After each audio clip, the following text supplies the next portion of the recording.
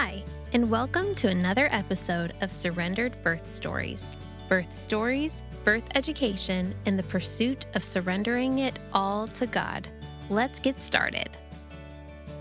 Hey everyone, welcome to another week of Surrendered Birth Stories. We are hip-hopping our way through January. Speaking of hip-hop, I actually shared this with one of my good friends. I had a dream last night, the night before I'm recording this, that I was at some sort of family reunion in my papaw's house. My papaw is 94, and we were in his living room, and all of the family was just, there, and everyone shoved on couches and sitting on the floor and standing up.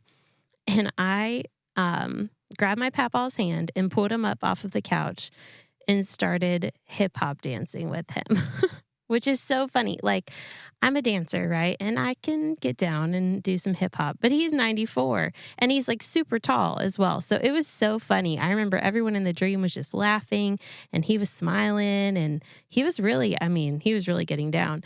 And then I sent him a text this morning and said, "Hey, I had this dream about you last night. I picked you up. We were doing hip hop in your living room. It was so much fun." And he sent me a text back that was like funny emojis and laughing emojis. And then he said, "Well, I'm hip, but I'm not hopping," which is something my papa would say. Okay. Anyways, sorry. Getting us back on track here. If you listened last week, then you've heard this. But if not, if this is your first time listening, I would love for you to submit a question to us because we are doing a question and answer episode coming up here in a month for our 6-month anniversary. So my husband and I, or maybe just myself, depending on what questions we get, are going to answer any and all of the questions that are submitted. So it can be questions about birth, pregnancy, anything in that realm. It can be questions about faith, Jesus, the Bible, anything in that realm. Or it can just be a personal question about my husband or myself or our family. So please submit a question or, several questions. You can do that through email at contact@surrenderedbirthservices.com, or you can reach out on Instagram, where our handle is Surrendered Birth Services, and just shoot me a message there. And also, if you have not left a review for this show yet, I would so appreciate you leaving a review. It would mean the world to me and to my husband, who works just as hard on this podcast as I do. We spend a lot of time working on this, and while it is a lot of fun for us, it's also a lot of work for us, and we would love for more people to be able to hear these stories. And the easiest way to do that is through reviews. If the show gets more reviews, then it gets in front of more people's eyes. So we would love it if you could leave, hopefully, a great review for the show on whatever platform you're listening to it. And then if you could just take a screenshot of this episode and share it on your Instagram and tag us, which is Surrendered Birth Services, in your Instagram story, that would help so much as well. We would appreciate it so much. So now we're going to get into our introduction for the day. Can you imagine going to a regular checkup at your OB's office, thinking that you're just going to go have maybe a normal ultrasound appointment, and then the doctor comes in to tell you that he'll meet you at the hospital because you need to have a C-section immediately? Yeah, neither can I.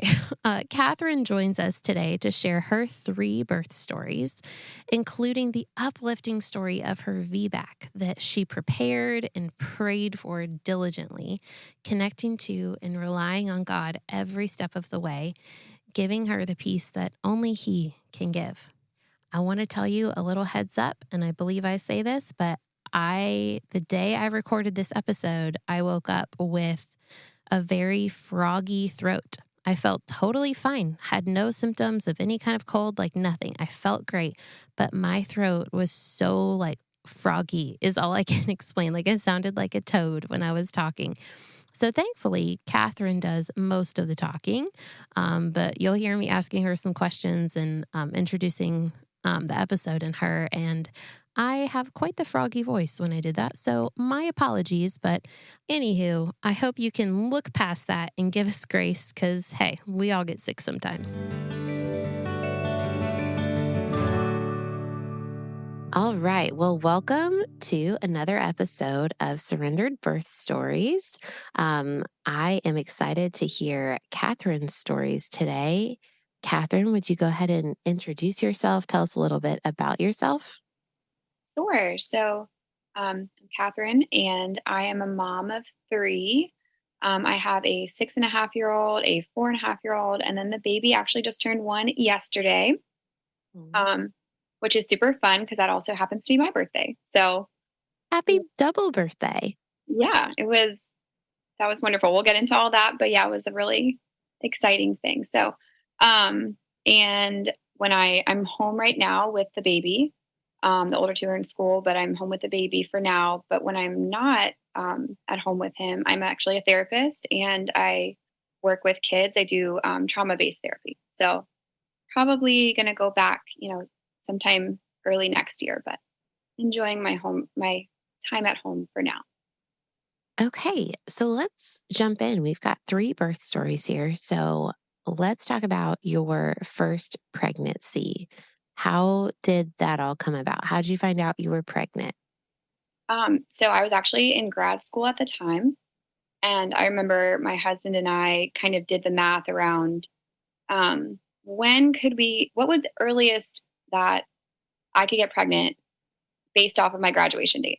And of course, we're thinking like, people don't just like get pregnant, it takes some time. So we were thinking, okay, we got pregnant in, whatever month, then I would, potentially walk across stage really pregnant, but like, that won't happen. Well, it did. We were very, very blessed to get pregnant quickly with my daughter. It's just a wonderful feeling seeing those two little lines pop up and kind of surreal. You don't know what you're getting yourself into at that point. And so the pregnancy itself was actually really smooth. I mean, no complications. Everything was looking great. Felt pretty good. Had some, the typical nausea, morning sickness, that kind of stuff, but nothing crazy. Pretty smooth pregnancy. So then, who did you go to for care for your pregnancy? So at that time, I was at Physicians for Women, um, and I had actually been with them since I was a teenager. So I was very familiar with that office. My OB, I had known her for forever. And so it was just an easy choice to just continue on with them. I really didn't even think about it at all. I just kind of just hopped right into that. I didn't question that. So. Was that something that you had done any research on ahead of time? Or I mean, I know you said like you just continued to go with them, but like, how did you feel like your experience was with them throughout the pregnancy? Um, so it's funny. I just, looking back now, and I'm sure you've heard this before, but people really prepare for the baby and what your life, I mean, as much as you can, what your life will be like with the baby. But I don't think that people think as much, or I certainly didn't think as much about what the labor and delivery was going to be like. I don't know. I just kind of thought like in my head, it's like, it's going to be smooth. I kind of thought like, I probably don't want an epidural, but who knows? Like, I was open to whatever. I didn't feel really strongly any which way. I just thought like, it'll just go the way it goes. And I put very little thought into that. I was really more focused on what our life would be like post baby. But when I thought about it, I thought like, it's just going to be smooth. It'll be fine. I'm going to, go in there, have a baby, and come back home and adjust. I actually remember one of the things, throughout the pregnancy, when I would pray about the pregnancy, aside from the safety of my baby and things like that, the thing that I would really pray about was like, I really hope that it's a quick and easy delivery. That was my prayer, Don't which, we all? yeah, right. I remember thinking like, I hope I'm one of those women that like, honestly, like never even really like knows they're in labor. You hear those funny stories of like, I didn't know. And so that was kind of ironic later on, but yeah. Okay, so how far along are you when you go into labor? So with my daughter, I actually never experienced a single contraction. I ironically got my wish. So I went in at my 40-week appointment And my husband and I were, they did the ultrasound. I don't remember why they were doing an ultrasound. I think I was 40 weeks. So they maybe were saying, like, let's just see about if you're going to need an induction or something. Yeah, they do at 40 weeks, they typically do something called a biophysical profile, and they just basically are checking on you and baby. Typically at OB offices, they'll do an ultrasound and they'll do an NST, Mhm. like a non stress test where they'll check baby's heart rate and if you're having any contractions. Right. So we went in for that. And I remember the ultrasound tech actually had no poker face because we could tell something was wrong. But of course, they won't tell you anything. So that was really scary. There was probably, so she was like, okay, we're going to have the OB come talk to you. And we sat in a waiting room for probably an hour. So on the one hand, you're going like, I guess it's not that serious. But on the other hand, you're going like, something is wrong. So the doctor came in and he said, you ready to have a baby today? And I was like, of course, I'm kind of like, yeah, great. But what's going on? And he said, I can't remember what the fluid levels are supposed to be. I don't remember the measurement exactly, but, like 25, I don't know, 25, let's just say. And she said, she's at a 2. So you have no fluid. And they had been telling me that up until that point, she was head down, she was ready to go, she was in the right position. Even like, at my 38-week appointment, they had said, she's good. You're set. And when he came in that day, he said, actually, your fluid is really, really low and she is frank breech and her feet are up by her ears and she needs to come out now. So go home, pack your bag and come back and you're going to have a baby, a C-section, which even makes me emotional remembering that now because I was just so overwhelmed and so, so sad that, this experience I thought I was going to have was just really ripped out from under me really quickly. I didn't have time to process what was happening. So we call it like an emergent C-section, but it was not emergent. It was not an emergency C-section in the same way that some women, have, they labor and then they, it wasn't like that, but it was very, It it was was, unplanned. it was unplanned and it was really hard to wrap my mind around. Yeah. For sure. Man, I can't even imagine going in to think like you're just getting your baby checked on and then they're like, actually, it's time for surgery. Wow. Okay. So how did the C-section go? The C-section itself was smooth. There wasn't anything, that was really difficult about the actual surgery. It was just hard because, I think even though I didn't really make a lot of plans, I just had it in my head it was just going to be, your quote unquote typical delivery. I kind of wanted like skin to skin. I had some ideas about things, but I wasn't like really strongly set on them until I couldn't have them. And then it just hit me that that was really actually kind of important to me. I remember I was so, you get really shaky from the anesthesia and I was shaking so badly I could hardly hold her. And it was just such a whirlwind. But even through all that, I remember she was crying, of course, when she came out, and I'm like scared to death and just overwhelmed. But they were like, do you want to hold her? Do you want us to put her on your chest? And I said, yeah. And the second I said, hi, baby, it's your mommy. And she just stopped crying and snuggled. So we still had our bonding, but it looked a lot different than I thought it would. And, they wheeled me into the recovery and I was able to hold her for probably an hour. We did kind of do skin to skin. So, I got some of the things I was hoping for, but overall it was a lot. So how do you feel like all of that affected postpartum, or how did postpartum go between breastfeeding and just like your emotions and your recovery? Breastfeeding, thankfully, was, as smooth as it can be figuring out how to breastfeed for the first time, but she took really well to that. But postpartum was very rough for me. I ended up, having a lot of postpartum depression and anxiety, which I didn't even as a therapist. Just here to tell you, like therapists, are human too. And I did not even realize I had no idea. Later I would like, when I finally figured it out, I was like, oh my gosh, like talking to my husband, like, I think I, have like bad postpartum. And he's like, yeah. I'm like, well, why didn't you say something? Like, I thought you knew. I'm like, I don't know. I didn't know that you weren't supposed to feel sad. Like that was mainly it for me. Like I just felt sad or, the intrusive thoughts or whatever. But like, it wasn't extreme. I just thought like, okay, well, everybody's worried that you're going to drop your baby. Like, so that was really hard. And I really struggled. I struggled a lot with the kind of questions about like why and like how did this happen and how did we get here? And so that was hard. Yeah, I imagine there was a lot of back and forth with the Lord during that time, just Yeah. trying to reconcile what happened. Did you feel like that experience, like it not going how you thought it would go, do you feel like that affected your relationship with God? Um, in a weird way, I almost felt like not like it was my fault, but like I prayed for the wrong thing because I was like, I prayed for a quick and easy, you know, a delivery, and there it was. I mean, she came on out. You know, it was hard because of course I leaned on God a lot during that time. I needed God. I needed Jesus. I needed to pray and I needed to, that was my anchor in some ways. And I still had a lot of like tough feelings around like, how could this happen?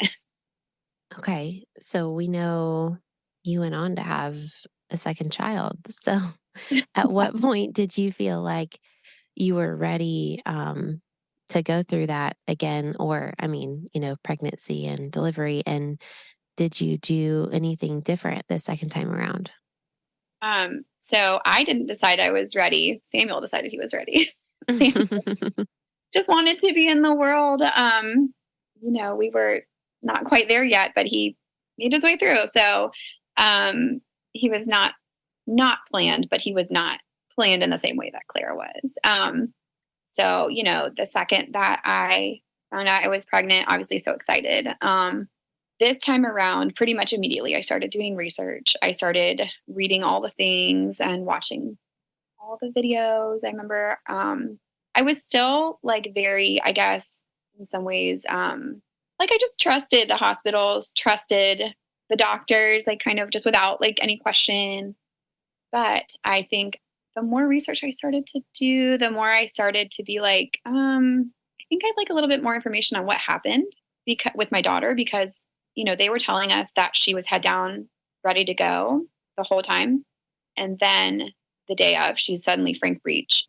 And we ended up, we know that wasn't true because she ended up having to wear a little harness, a little brace for a while because her hips were so not developed in the hip sockets, basically, which is obviously an indication that she had been frank breech for a long time. So they missed that. And I think that was kind of the beginning of me, as I reflected on my C-section experience, it started to kind of really be like, what? I mean, I don't know. Just started to question things a little bit more, I think. So I started doing all the research and trying to figure out what I wanted this time around, more so with like the birth part of it. So anyway, I was still with the same OB and I went in and I was, kind of just talking to her about like, hey, I've heard about this thing called a VBAC. And what are your thoughts on that? Because I had basically read like sometimes people are supportive, sometimes people are not. And I guess my husband was really hesitant and I was not sure. I was like 50-50 at that point. But the more I read about it, the more I was like, yeah, that's like what I want. Like I want that experience. I never even experienced a single contraction with my daughter. I want to know what labor feels like. I really did want a redemptive experience. I wanted to do it different. So I went in about halfway through the pregnancy and I was talking to my OB and I was like, hey, what are your thoughts on this VBAC thing? And she was like, well, I guess like you could maybe try, but like kind of no promises. And I was like, I don't know. So I was like asking her, like, I don't know. I can't even remember what the questions were. I just was like trying to get more information and like, how long would you let me go past my due date? And, all the things I probably should have asked the first go round. And she was like, I'm just going to stop you. This is not a wedding. You can't pick and choose your experience. Wow. Yeah.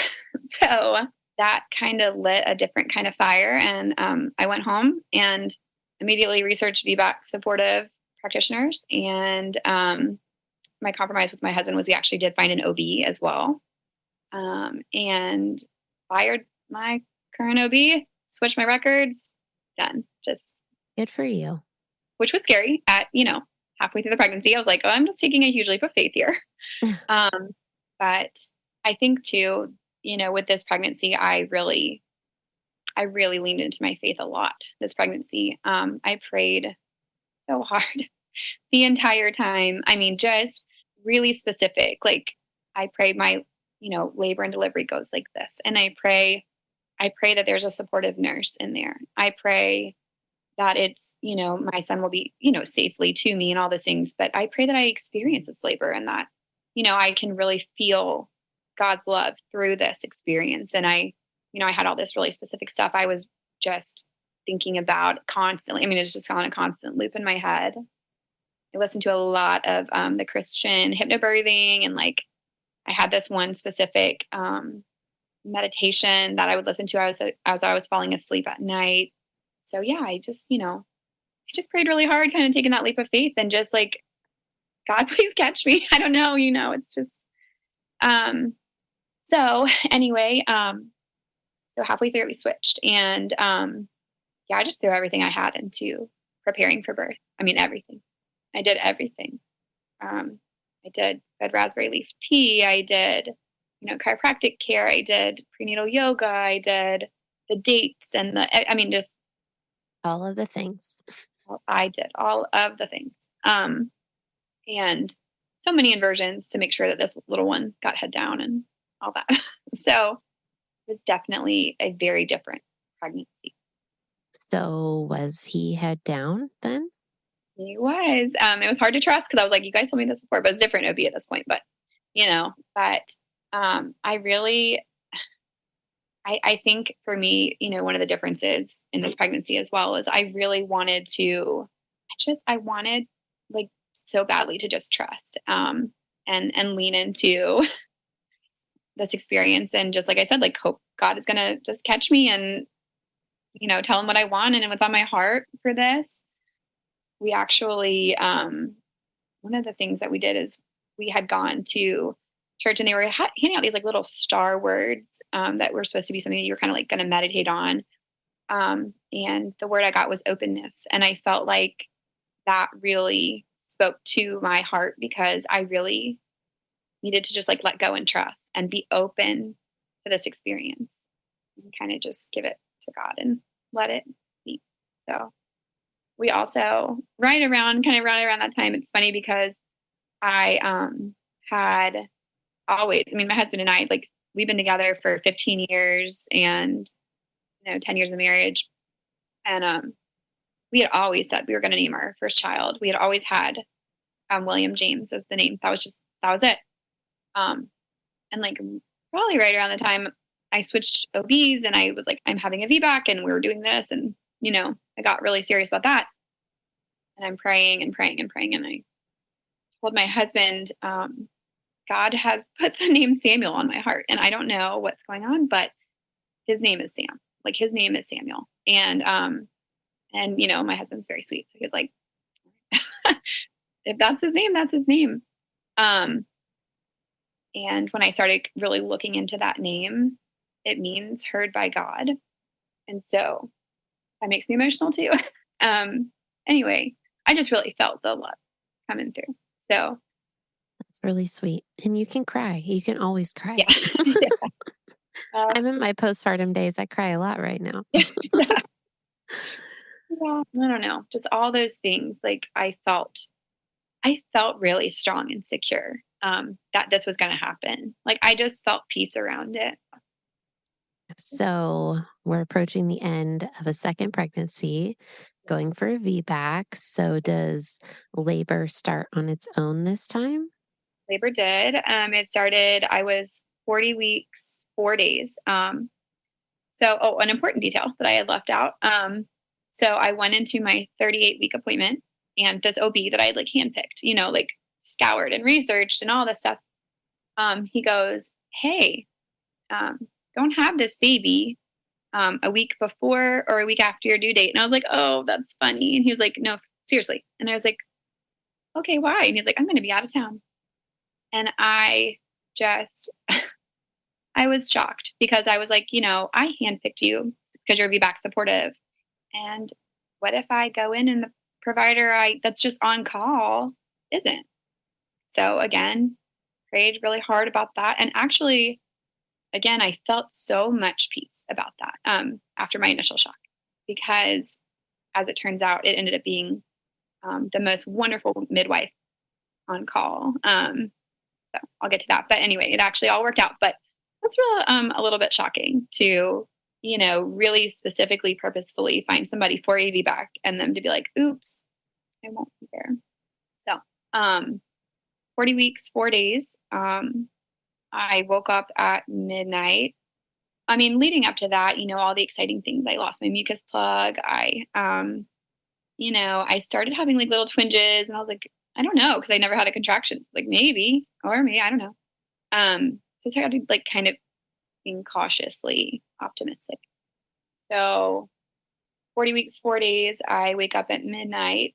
And I was like, I'm pretty sure these are contractions and it's happening. And they started off slow, but I think I was just too excited to sleep through them. Like, they always say just rest, and I could not. So I was, up out of bed, and I was actually, I spent the entire labor on my hands and knees, like even early labor. I was like, just that's the only thing that felt good. So I was laboring. And remember that next morning, it was like 11 o'clock, and I started to get scared because I just felt like, okay, it's been like 12 hours of very early, very, not intense contractions, but 12 hours of labor is 12 hours of labor.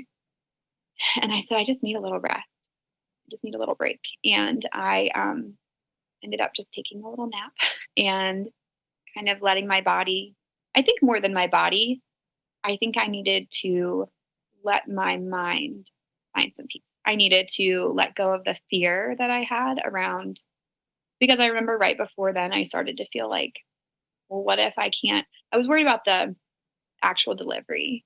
Like, what if I can't do this? What if I can't?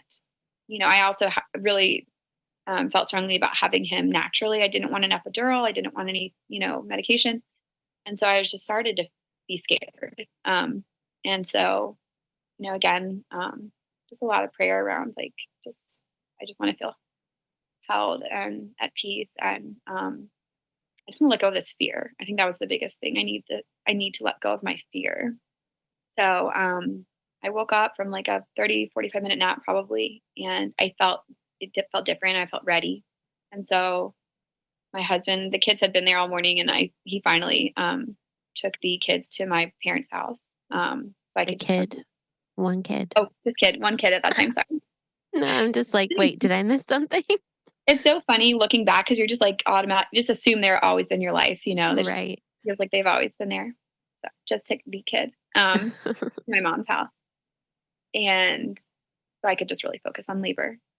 Yeah. So at that point, they started to become more serious. That was probably around like 1 or 2. It started to like really pick up, and it was really sweet. My husband had made me like this like really sweet like little like love bubble labor nest downstairs, and he put up twinkle lights, and he was like, like feeding me cherries.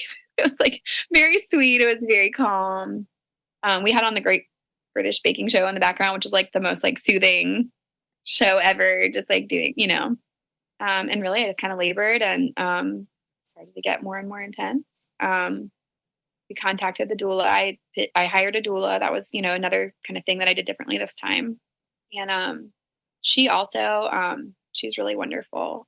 Jessica Bauer. She is also somebody that has a lot of faith, and I felt connected to her because I felt like she understood me and what I wanted for this birth and how to support me in that. And that felt really important to me. So I really felt good about that. And we contacted her, and she was like, okay, well, it sounds like you're okay. So just labor a little bit longer. Was she going to meet you at your house ahead of time, or was she going to just meet you at the hospital? She was going to meet us at the hospital. But because I was having a VBAC, I was really determined to go to the hospital. Basically, I was Ready trying to to wait, push? basically, because I had heard, like you just don't know. Um, sometimes you get a bad nurse, or like an unsupportive nurse, not a bad nurse, but like one that doesn't understand a VBAC or is scared of these risks that they're saying like 0.2% of uterine rupture. And it's like, well, okay, but there's that too with a C-section. I mean, you're assuming risk, kind of no matter what. so we had called the doula and she had said, you got a little bit longer, I think. You don't really sound like you're like in pain. But I also was working really hard to kind of do it on my own because I didn't want to get to the hospital and have somebody derail, this plan. And so I decided to get into the shower for some pain management. And I got in and the water felt so good. I stayed in there for what felt like forever until finally it was getting to the point where my husband was like, I think we need to go to the hospital. And I was like, I don't even want to really get dressed. And he was like, then it's definitely time to go to the hospital. And so he convinced me to, get dressed and go downstairs and get in the car. We called the doula to come meet us at the hospital. And of course, it's all like a first time. It felt like the first time for us because I had never experienced contractions before. So my husband and I have no idea how close I am, with nothing. And I had listened to so many podcasts and so many, birth stories. They were so important to me. That's part of the reason I wanted to do this is because they meant so much to me and inspired me so much to feel like I could do it. But I also know that from listening that, labor can go any which way and you might think you're at a 10 and you're at a 1. And that was kind of my biggest fear. But we got to the hospital. My husband's like driving like a maniac and like going over speed bumps. And I'm like, you need to calm down. It was just, we're both kind of not sure. It's new for us.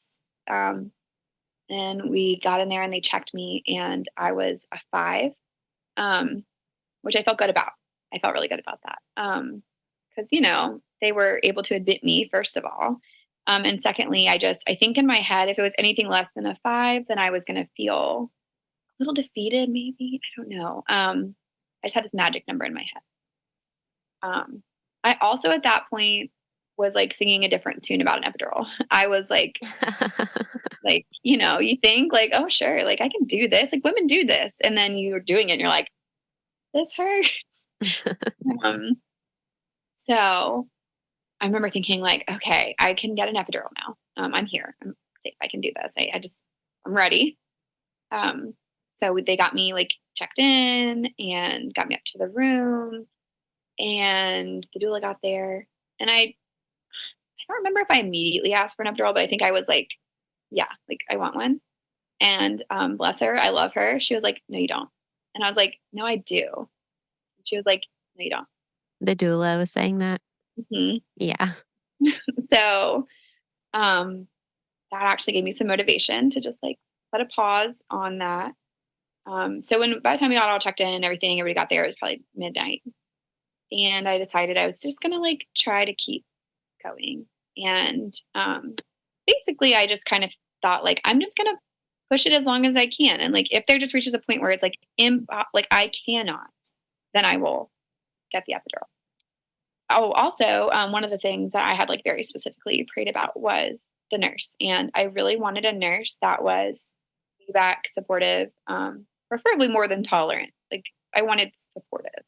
And the nurse that I had was just an absolute angel. She was a huge part of me being able to do it. If I'm being honest, she was as supportive as the doula. Whoever she is, like she deserves a raise and like she deserves so much. I mean, she was so sweet. And I think that was a big part of it. I had like a lot of people that were like, you can do this. Like my husband was there being supportive. The doula was there being supportive. The nurse was like, you got this. And so, yeah, so I'm like managing, I'm managing at that point. And I did use a lot of the like hydrotherapy. I was in the shower a whole bunch. I actually spent like the vast majority of my labor in the shower. The nice thing about hospitals is there's endless hot water. Yeah, right. Another thing that I had really prayed for specifically was that part of the problem with a VBAC is they're very worried about the rupture. And so they want to continuously monitor you. And I was really worried that I would not be able to move around during labor, which we know is like very instrumental for like having the kind of birth that you want. If you're just like sitting still in a bed, I think it's really super uncomfortable. I don't know how anybody does that, to be honest. Like if you're not with no pain medication, I don't know. Like that was Yeah, not going to happen. This nurse was basically like, it's okay. Like we'll just check every once in a while to make sure baby's doing good, but no, you don't need to like stay hooked up. Um, and which is how I was able to be in the shower in the tub. And I think that's actually pretty unusual. Like I don't think that that was like a typical experience. I From what agree. I don't think that's a typical experience, especially for a VBAC with an OB. So exactly, kudos to that nurse. exactly. She was truly an angel. And I mean, I had like a birth plan. Like I was like ready. I was like, this is what I want. I mean, I was very clear, but she was so on board. Like she didn't question it. She was like, awesome. Like, let's do this. And at that point, it was actually the midwife that ended up being on call. So I guess she was floating around there somewhere. But she was like also supportive, a VBAC supportive. She was like very like women's bodies are made for this, and like you got it. That was a huge, huge, huge help to me as well. So I did try to use, what is it called? The nitrous oxide. Uh-huh. And it was broken. The tank was broken. And I was like so frustrated. And then they like finally got it working. And I, I took like one puff and I was like, what is it supposed to be doing? And they were like, I don't know. You're just like supposed to feel calmer. And I was like, I don't. I just hated it. I hated it so much. It didn't work for me. I think it was great for some people. They love it, but I did not. So I just gave up on that. So anyway, so it's 3 a.m. At this point, I had been laboring for like 24 hours. I mean, I was tired, counting early labor, but like still, I was tired. I had been up since midnight the day before that. Right. And so I started like begging for the epidural again. I was like, I need the epidural now. And I need this now. I held off as long as I could, but it's time. And I remember like the doula was like, no, you don't need that. And my husband, he's a softie. And of course he's like watching me go through all this. And he's like, so I started it on him because I was like, I can convince him. So I was like, I'm for real. Like, look at my face. I need the epidural. And so he started trying to talk to the doula, and the doula was just like, no. She was like, so what our compromise was, let's see where you are. Let's Right. have them come in and check you, because up until this point, I had not been checked since midnight or yeah, probably 11 or 12. Like whenever you checked in. Right. Yeah. 3 hours later. And that really was for me. I was like, if I am below a 7, I'm getting the epidural, because if I've been laboring for 3 hours and I feel like this right now, like I can't do that anymore. I just can't keep doing that. So did you talk ahead of time with your doula about if you asked for an epidural, what she was supposed to do? Yes, I should have mentioned that. She wasn't just being cruel. She was following what I had told her. Okay, um, good.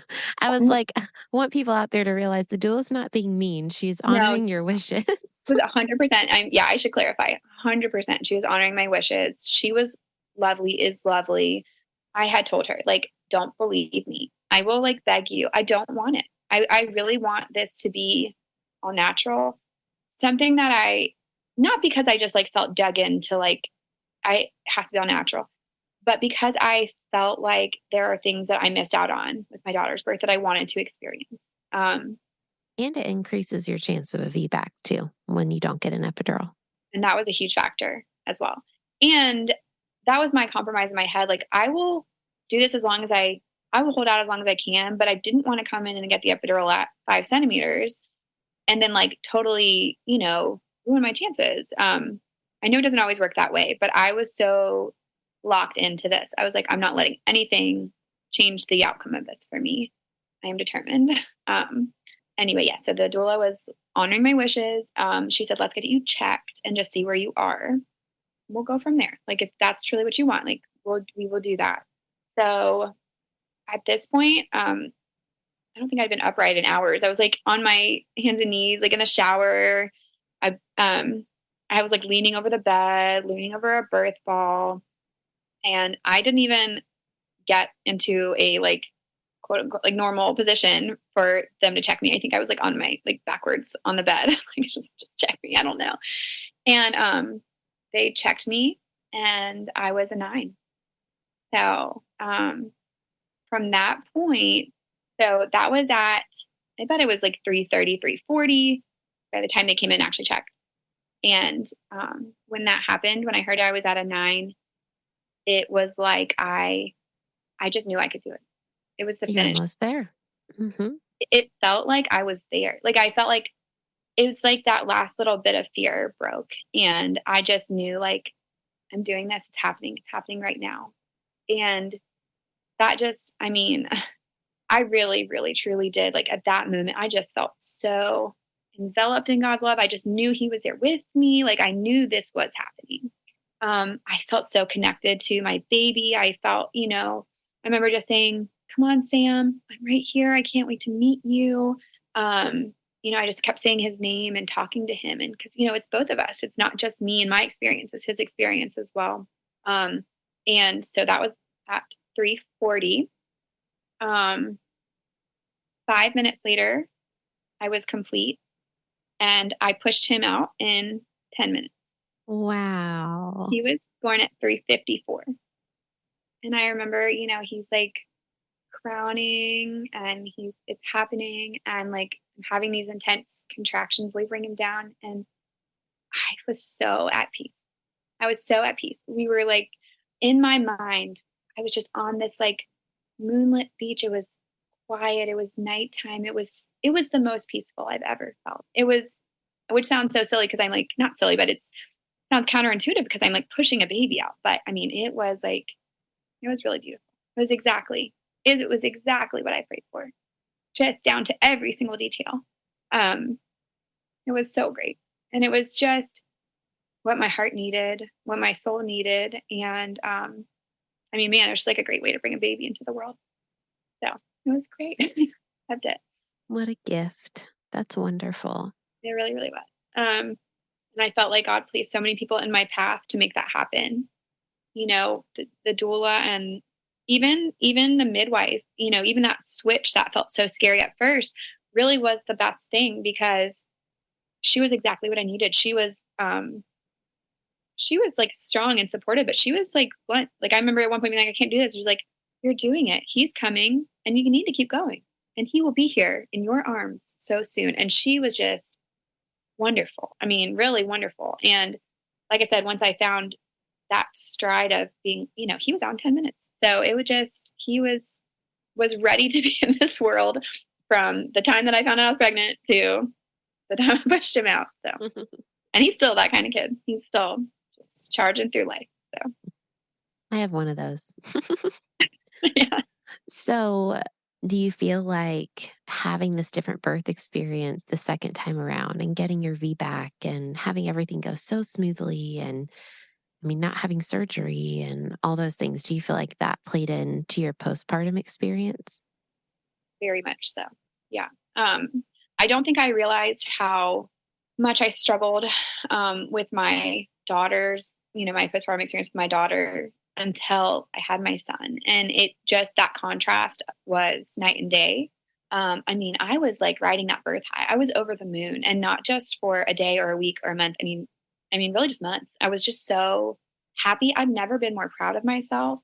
I've never felt more connected to God. I just was elated. I mean, and content and like peaceful. Like that word for me like kept coming up. Like I just felt everything felt really right. And I think that there was a part of me that really grieved, like still had to grieve like that my experience with my daughter and like that, contrast, but it was so healing and my relationship with her and our bond grew, I think, because of that. Because, she's my first baby and we're just going through it together. And I don't know. I mean, we're so, so close. And so that was like special in its own way. And will always be something that like is just a part of me and part of my story. So I don't in any way, I don't think I would change it, honestly, because having gone through that, even though it was so hard, it just really,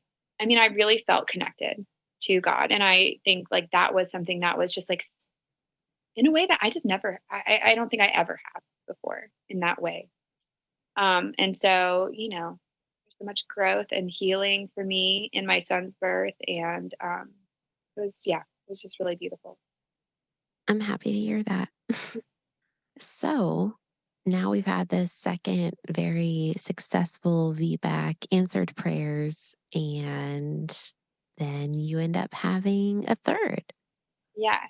So my son, my second born, he is like he just like he's like, I'm in the world now. And I'm just like he's got his own spirit to him and this energy. And so all of that to say, I think after two, and they were really back to back. I forgot to mention that my daughter, she was 14 months old when I got pregnant with her. So they were not even 2 years apart. They're 23 months apart. And so anyway, I just needed a little space. My husband and I needed always knew we wanted a big family. And so we felt like, we know we want a third, but like give it a minute. So I think that my son was he wasn't quite 3 when we started. He was like maybe 2.5, I guess, when we started trying for our son. We didn't know he was a son at the time. So when we were ready, we started trying. It took us a couple of months to get pregnant. I mean, literally probably 2 months to get pregnant. So excited. Can't wait, just doing it all over again.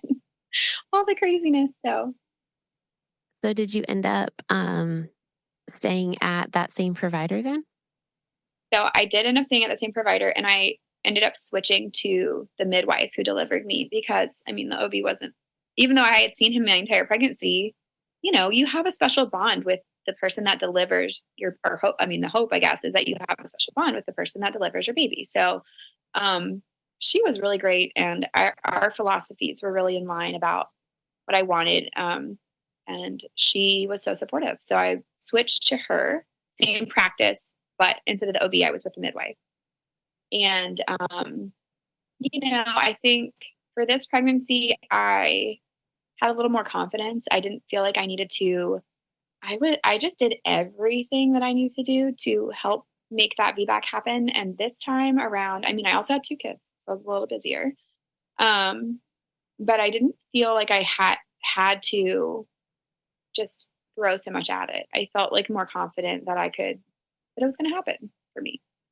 So I still did stuff, I still like walked, and I did, if I felt like it, I would do prenatal yoga. I still went to the chiropractor, but I wasn't like, as I think maybe it was more of a mental thing. Like I just didn't feel like mentally. As focused on it. Yeah. Right. Okay. Well, so another smooth pregnancy. Yes. That's Yeah. great. Yeah. It was, that was a blessing as well. I actually, I think with my daughter, I was really focused on grad school. I was like in grad school when I was pregnant with her. So like that was a huge focus. And then I had a lot of anxiety with her actually.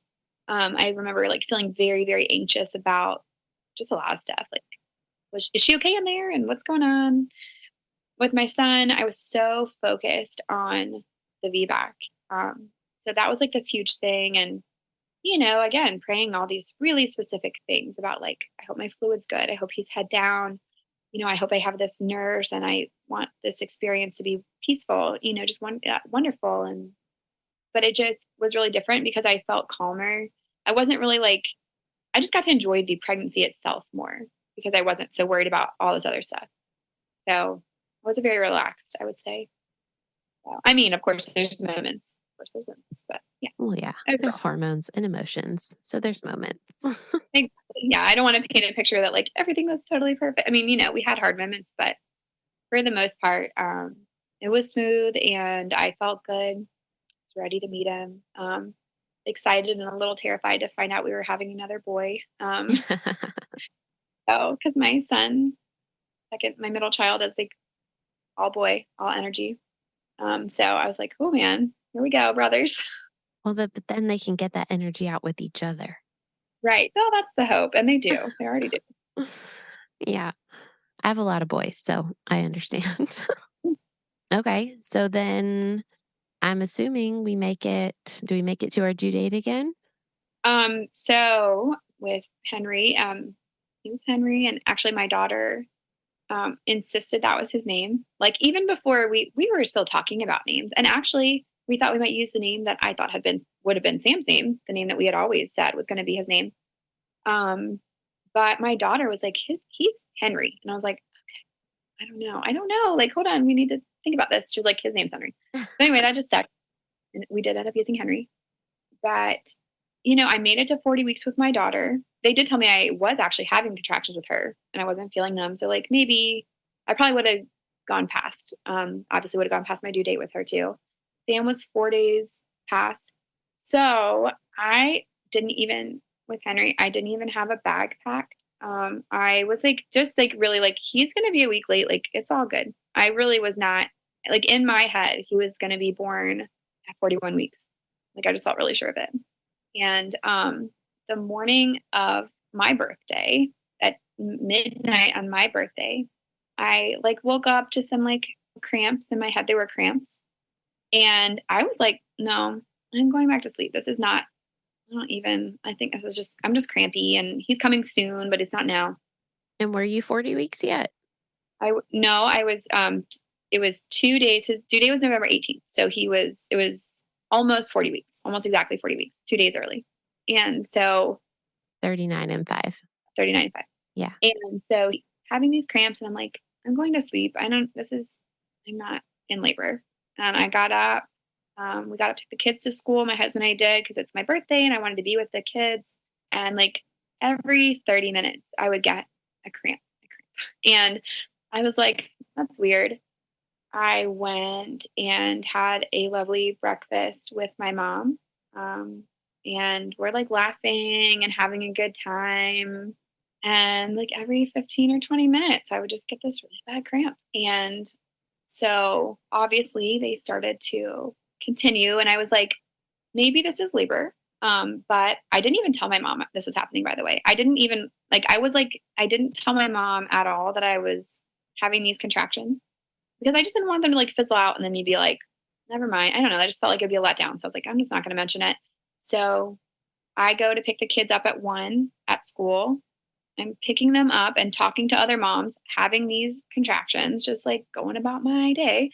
And finally, after I got the kids home, it's probably about 2 o'clock. And I called my husband and I was like, you know what? Maybe I'm in labor and I think you should come home. And I think we should take the kids to my mom's house. And he was like, okay. Because he had been texting me all day, like, you're in labor. And I'd be like, I really don't think so. And he was like, you're in labor. So we took the kids to my mom's house. At that point, I like knew it was labor, but I was still like a little bit like, I don't know, maybe, but like it could still fizzle out. We don't really know. With Sam, it was a very long process. Really, I guess probably not in the grand scheme of things, but it felt like a long time to me. No, that was a decently long labor. Yeah, right. So in my head, I was like, well, it's going to be a long time. He'll probably be here tomorrow. That's pretty exciting. Can't wait to meet this baby. So I actually had an appointment scheduled for 3:30 that afternoon. So I was like, I'm just going to go to my doctor's appointment. It's already scheduled, perfect timing. They'll tell me what's going on. And so we got there and I was telling the nurse, I was like, I think maybe I'm having some contractions. And she felt my stomach during one. She's like, you are absolutely in labor right now. And that, I don't know why, but like that appointment it finally hit me. I was like, it's happening. Like it's actually happening. So anyway, so I go in and the midwife checks me and she was like, you're 5 centimeters with a bulging bag of waters. Do you want to go to the hospital or do you want to go home? Which I love her for that. She was so supportive the whole time, like just treated it like a totally normal birth. So I said, I want to go home because I want to labor at home. I don't want to go labor in a hospital. I loved my experience with Sam, but I think I felt like I got lucky that the conditions were as they were. I didn't want to go there and have a different experience. Honestly, I didn't want to be strapped to a monitor. I didn't want to get a nurse that like was old school or whatever. I just didn't want that. So I was like, I'm going to go home. So the appointment's at 3:30. By the time I got home after, doing all that, it's by 4:30. Luckily, we live really close to the office and the hospital and all that. So got home and my husband and I both love Christmas. So we had already decorated early for Christmas, even though it was the middle of November, because we were just not sure what it would be like with 3 kids and newborn life. And so we were like, we're just going to decorate So, I'm like listening to a Christmas, like soothing Christmas labor playlist, and it's like beautifully decorated and so calm and quiet downstairs. Upstairs, my husband is running around like a chicken with its head cut off because we had not packed a single bag. I had not packed a bag for me. I had not packed a bag for baby. I had not packed a bag for the older kids. He was the only one that had packed. And I relied a lot on like Christian hypnobirthing techniques again, like things, that I had still this whole pregnancy, I was still listening to all of my hypnobirthing, like my Christian hypnobirthing stuff. I was still doing the like Christian meditations that I did at night. So, I was like really relying on those. And it's funny, like I had even had a moment in the pregnancy where I was like, man, like I felt so connected to God during my son's pregnancy. And not that I didn't feel connected, but like during this one, but life is just busier. And maybe I hadn't taken that time in the same way. I was so intentional with my middle child. And I remember one day I had like popped in my Christian hypnobirthing and they have a track about that and like just like all the prayers that, mamas pray for their baby and their experience. And I mean, I just remember like just sobbing, just sobbing and just having this moment of like, it's going to be okay. Like, I just felt really still like the connection is still there. It's a busier season of life, but like it's there. So I was downstairs in my like little labor bubble. And it finally got to the point where I was like, probably about an hour after that. So we got home at 4:30. About 5:15, I was like, we should go to the hospital. Like, I think it's time. So we pack up in the car. It's 5 o'clock traffic. I'm trying to get to this hospital. Do not recommend laboring in the car during 5 o'clock traffic. That was the most unfun part. So by the time we got there, it was probably 5:30. I'm having really serious contractions back to back at this point, like right on top of each other, probably, I would say 3 minutes apart, maybe 2 or 3 minutes apart, probably 3 minutes apart. They're like trying to check me in. There was somebody that was like a newer employee working there and she was like trying to ask me all these questions. I'm like, I cannot right now. You just need to get me to a room because I can't even talk through these right now. So they did. They like put me in the room. My doula got there. I had the same doula. I don't think I mentioned that either. But I had the same doula for this birth as well because she was just too wonderful to not hire again. So I get up to the room. At that point, I think it was like 5:45. I bet by the time like doula got there, I'm in the room. I labored for like 15 minutes up in the room. My husband's doing all the things, the counter pressure. He asked if I wanted to use the shower because he knew I loved that before. And I was just not, I just couldn't. I was like, no, I need to just be right here. So about 15 minutes goes by and I said, I need to push and you need to go get a nurse. Because at this point we had just gotten checked in about 15 minutes after we got to the hospital. I started pushing, probably about 5 past 6, and he was born at 6:10. So 5 minutes of pushing, he was out. It was like he was ready as well. But the midwife almost was not there. Thankfully, she made it. But I mean, she just had time to like come in, gown up, gloves on, catch the baby. So I've seen that happen a time or two before in a birth. it was surprising to me. But Well, that's good. That's how you want it, right? Not yeah, this like long, drawn out, miserable thing. no, it was really wonderful. And it was all the same emotions. Like he came out and you're just like, so my baby is here. Like he is safe. I think, for me, again, like a huge prayer for me was like obviously the safety of your child. You just want them to come out the other side and just know that they're okay and you're okay.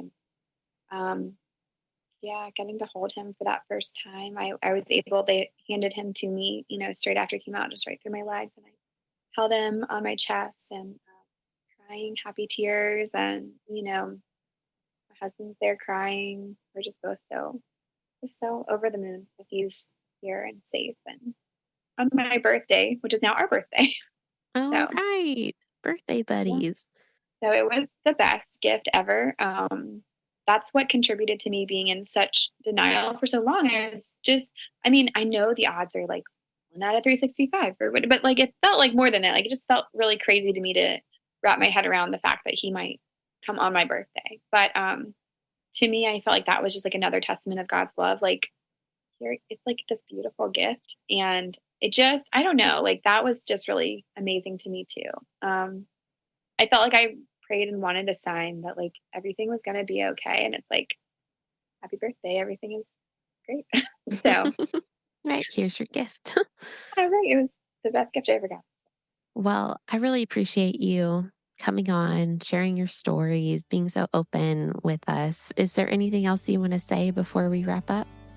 Um, I think just, that communication with God was so important to me throughout my pregnancies. And I think sometimes it's easy to kind of forget that a prayer doesn't have to be perfect or pretty, that it can just be what's in your heart and that God is listening. And, even when it doesn't feel like that, like, God is always there with you and He's listening and loves you. So I don't know. I feel like my birth experiences were just the best example of God's love. So I love that. Well, thank you again, Kathryn, for coming on. I really appreciate you coming and sharing your stories. thank you for having me. Thanks again for joining us today.